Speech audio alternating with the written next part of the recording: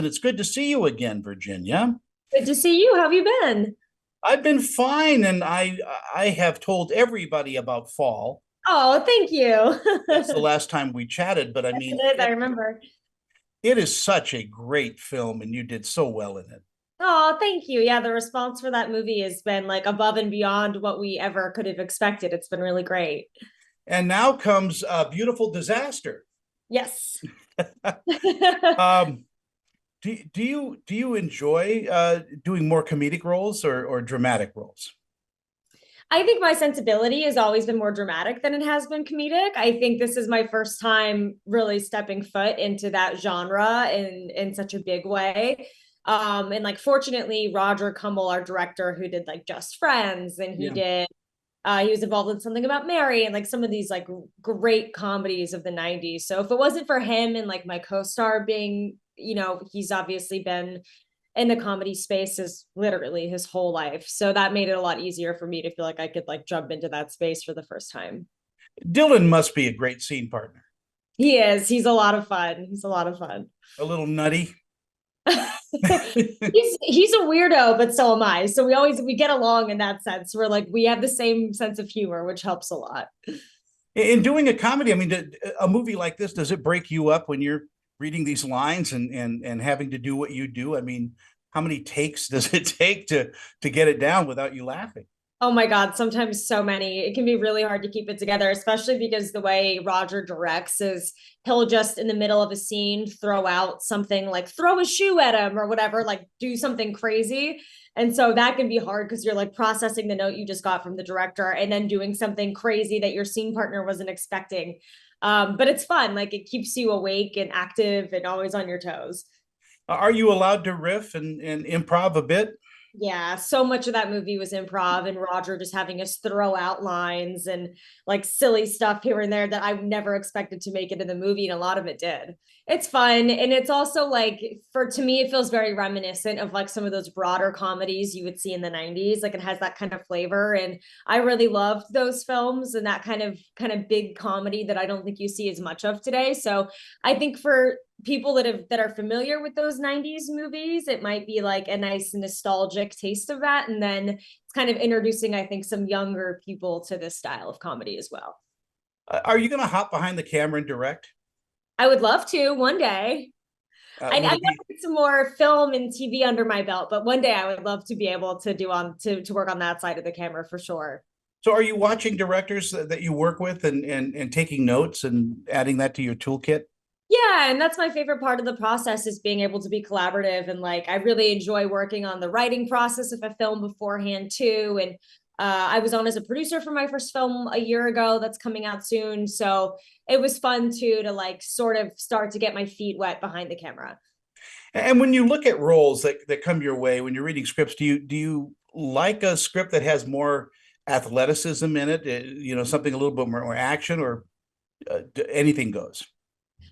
Anything goes. I like doing things that feel different from what I've done in the past, but I will say I am really drawn to action scripts, especially after Fall. That was so much fun to be so physical. So for me, I do find myself really being drawn to like the physical challenge a role can bring sometimes too. And are you writing and producing as well? I guess you are because you just produced your first film. I just produced my first film. I did not write on it. I mean, I had, input, but I wasn't the writer on that film by any means. I don't know about writing as much as like producing and directing. Those are the two things that I seem to be drawn to.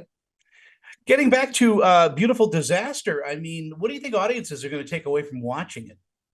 I think they're going to be I think they're going to be surprised with how fun it is. I think it's unexpected in that genre. I think we're used to seeing like drama and like the like it feels dark and it feels moody and very, you know what I mean? And I don't think that's really what relationships are like. I think relationships are messy and they're funny and they're silly and stupid and great and all of those things. And I think our film reflects better what a real relationship can actually look like, even though it is wild circumstances at times. So I think people are hopefully going to be pleasantly surprised by how much comedy we've put into the film. Now I hear in the wind that there's maybe a sequel coming. We have shot the sequel, so it's in the can. Oh wow! Yeah, I'm not allowed to really say anything about it other than it's called Beautiful Wedding, so you can assume there's a wedding. Well, maybe not yours, but yeah, let's There's assume. a wedding. Yeah. Oh, so did you shoot them back to back? We shot them about a year apart. So we did movie number one in Bulgaria, and then we did movie number two in Dominican Republic. So it was nice. We went from like the freezing winter in Bulgaria to spending December on the beach in Dominican Republic. So it was nice. When you were a little girl and dreaming of acting, did anyone ever tell you that you would be, did you ever dream that you would be in Bulgaria shooting a movie? No, but that's like one of my favorite parts of the job is all the crazy places you travel to that ordinarily, like I never would have thought to go to Bulgaria and spend 2.5 months or anything. So it's always a fun surprise to be living in cities that you never expected to find yourself in. When you're not America's favorite actress on screen, what do you do for hobbies and when you've got downtime? I got a dog that hasn't barked yet today, so that's a big win already. So I spend a lot of time with my dog and my fiance as well. He's a touring musician, so I go on the road with him too, and I'm not working a lot, which is fun to kind of live the musician lifestyle for a little bit here and there too. Do you are you musical as well? Oh, not at all. Not at all. But it's so fun to like be with someone that is, and I get to see that lifestyle and like be side stage for his shows and cheer him on and stuff. So it's really fun to have a taste of that lifestyle. See, that's why that works because Exactly. yeah, and he has no desire to act probably. Oh So my God, never. He hates doing self tapes with me. He has no desire to act. in our final moments in this wonderful conversation, um, in growing up, I mean, I mentioned this just a moment ago. Did you always want to be an actress or in entertainment?